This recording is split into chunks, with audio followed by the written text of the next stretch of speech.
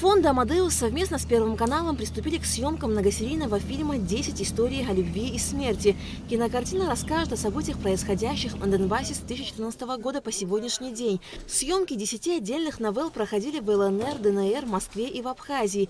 Режиссер-постановщик Андрей Головков рассказал, что в основу сценария легли воспоминания военкора Семена Пегова, ставшего свидетелем трагических и героических событий на Донбассе. 10 историй, вошедшие в сериал, основаны на реальных событиях с добавлением некого художественного замысла и так называемой киношной раскраски. Но это никак не принижает картину, она все так же остается душевной, отмечает режиссер-постановщик.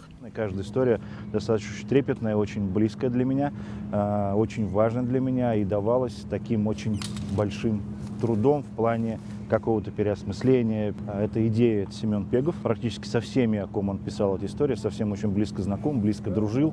Если они погибшие, есть те персонажи, которые в нашем проекте заявлены, они до сих пор живы, здравствуют, сражаются, воюют. Я лично, благодаря Семену, познакомился с некоторыми нашими прототипами, так называемых наших персонажей.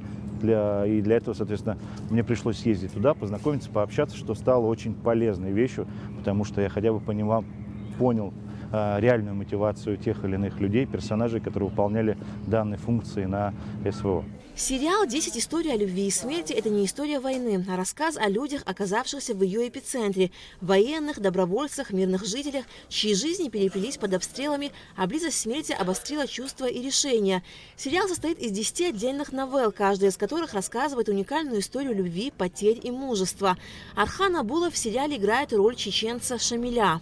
Мне всегда интереснее перевоплощение, изменения, знаете, когда меня не узнают, для меня это высшая какая-то награда. Роль Шамиль – это, значит, воин, который в начале своей военной, скажем, карьеры, устраняя группу террористов,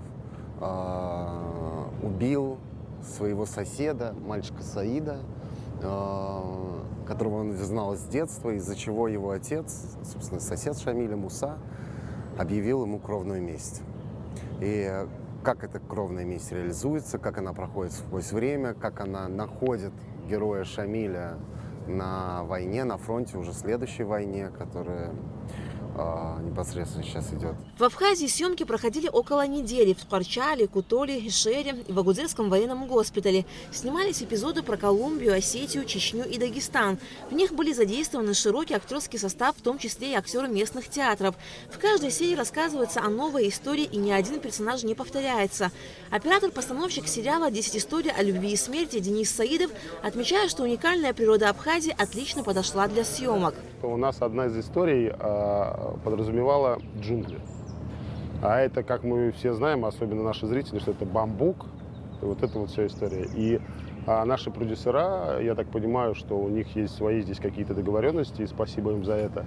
И мы действительно снимали здесь в лесах, где очень много бамбука, и, соответственно, искали там нарколаборатории. Здания ваши, которые, к сожалению, пока еще не восстановлены, да, и мы надеемся, что город очень понравился. Ну, правда, я здесь впервые, вообще в Абхазии впервые в жизни, хотя я много где был, и сам, как бы, люблю эти горы и все. И здесь мы в первую очередь из-за гор, даже не сколько из-за джунглей, а из-за сколько у нас есть же чеченская история здесь. И поэтому как бы совместить все вместе, допустим, поехав в Чечню, не получилось бы. Там нету определенных деревьев, определенных локаций, которые здесь есть. Я еще раз повторюсь, что я без ума от Абхазии. Мне очень понравилось. Мне понравились люди, которые здесь. Мне понравилось гостеприимство. Российский сериал «10 историй о любви и смерти» выйдет в прокат уже этой осенью.